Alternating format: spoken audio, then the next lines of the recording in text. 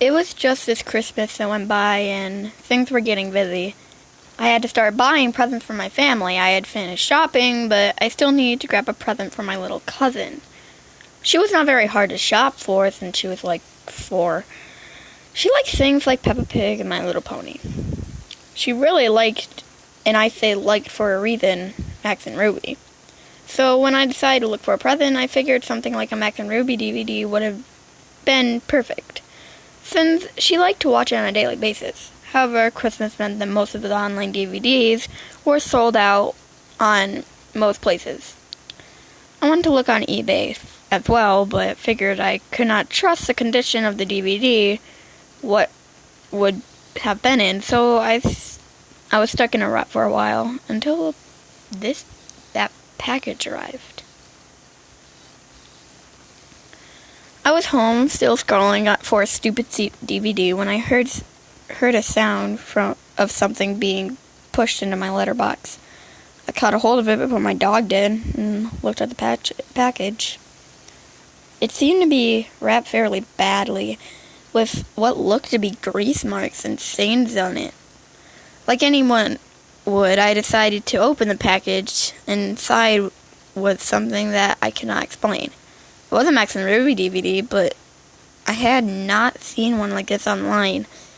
It was like some little kid had drawn the front cover, and the title was just Max and Ruby. Over it with a marker. The title was just Max and Ruby. With what looked like a poorly drawn illustration of Max and Ruby on the front. There was no names of anything, but on the back it had a list of episodes, all with the blunt titles. Episode 0001, Episode 0002, Episode 003, Episode 0004. I gave the DVD a watch over, and to my surprise, the episodes were all perfect quality and didn't have no flaws. It was as if it was a real DVD, just with a homemade cover. The only thing I thought was odd was the episode selection screen. The episode had names, but they were all just called Max and Ruby 1, with the numbers being changed as they went down the list. The actual selection screen was just a plain white screen with black text with the episode list, and nothing else. After giving it much thought, I decided to change the cover to something a little nicer by printing out a DVD cover I had found on Google and tracked down the names of the episodes that was labeled right. I left the episode on screen. I left this episode's list screen alone because figured it was self-explanatory. Christmas went by and things were fine. I gave my little cousin her DVD and she was happy with it all through Christmas, but that was only because she had not watched it yet. Unboxing day, my family had gone out for a meal and allowed me to babysit my cousin. I was not too bothered about being left at home. I figured now was a good time to put in the DVD for her. I had put in the DVD and let it play while I was in the kitchen eating my dinner. From what I could hear, she was watching episodes 1 through 3 so far. I was just about to finish off my noodles when I heard my cousin scream from the other room. Dropping everything, I ran into the living room and saw my cousin curled up on the floor screaming. I had looked up at the TV and my heart and felt my heart in my throat. What I caught a glimpse of is one of the most horrifying things I've ever seen. It just appeared to be a frame of Max and Ruby standing next to each other in complete darkness.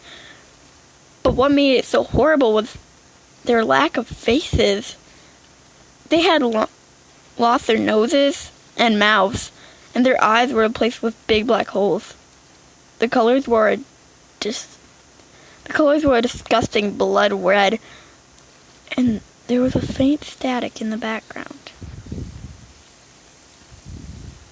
The sound was replaced with what sounded like Max and Ruby's theme song playing backwards, with a faint sound of static in the mix of it. It had to be one of the most disturbing things I had ever seen. It must have been on screen for at least 20 seconds before the screen went black and the DVD turned off, which alone was weird because DVDs do not usually turn off by themselves.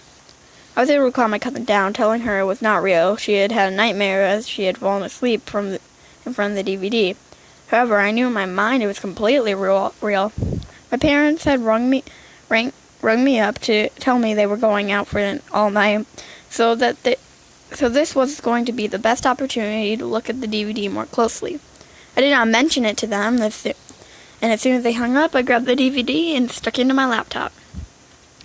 As soon as it loaded, I noticed that episode 4 had now been replaced with I Killed Mommy and Daddy, which sent a deep chill down my back. Since my cousin was now asleep, I plugged in my earbuds so he could sleep, so she could sleep without having to hear anything. Normally, an episode of Max and Ruby would have 3 short stories, but this episode only had 1. I started off quite lighthearted. Max and Ruby were playing tag in the garden, and their parents were on the porch watching them play. However, something was off. The sound was playing in reverse, and the parents' faces were that of sadness. It panned to the mother and father, and a voice in a deep sorrow. The father spoke. "It's such a shame," he sighed. Then it cut short of the sound of static and a loud scream, followed by the 2 people choking. The sound felt so real, it made me almost physically sick. Rip Mommy and Daddy. The scene was switched to Max and Ruby standing in front of what looks to be a gravestone labeled Rip Mommy and Daddy. The 2 of them had no faces at this point, and there was no sound apart from faint static. The scene remained on screen for about a minute and a half before it cut into black. It then changed scenes again, now showing Max and Ruby sitting in Ruby's room. Both of them were sobbing. The sobs were so realistic, heart-wrenched, that it sounded like they had taken from a real person mourning. What happened next was probably the most disgusting yet saddest thing I've ever witnessed. The scene had changed to Max sitting in his room. He was standing on a chair, with a noose hanging out from the ceiling. He had brought it around his neck. The scene faded to black, and the sound got louder. Almost instantly, it cut to Ruby walking into the room, walking in on her brother. She let out a gut-twisting scream. The camera was panned on her face, and the sounds of the chair being kicked to the same choking that was played from before beginning to play. The picture of Ruby's face stayed on the screen for a good 5 minutes. This time her eyes were returned as the same gaping holes. Ruby then started crying, and as before, there were no other facial features. The static slowly grew louder and drowned out the sound of her cries. The scene cut to black with loud static. When the screen returned, Ruby was standing now on her own, in the garden by 2 gravestones. One was labeled Rip Mommy and Daddy, and the other Rip Brother. She then looked at the camera with glowing blue pupils to speak at me. Well, whoever's watching this is because you never watched any of me and my brother's episodes, so one of these days you will regret this. The screen had faded to black afterwards. At this point, I had already been sick and was sitting all shaken. The episode seemed to have come at the end of last, as it showed Max and Ruby and the theme song playing slowly in reverse. I was about to eject the DVD when the same image came up like it did on the TV. This time, however, there was text above the two rabbits that read, "Death is our only release."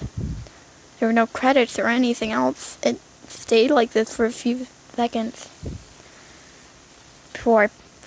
before the DVD finally popped out on my laptop.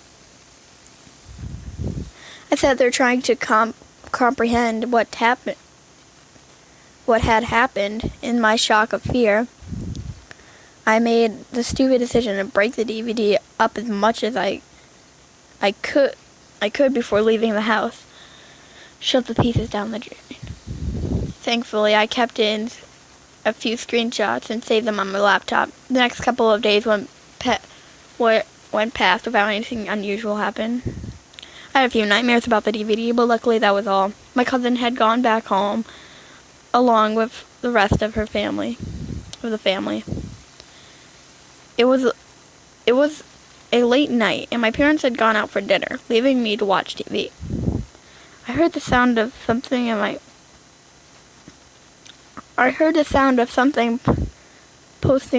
someone posting something through the door. At this point, the DVD had left my mind since I had not told anyone about it. However, it all came flooding back to the door. When I looked down at the letters in front of me, it was just messily folded up and read, "Death is our only release."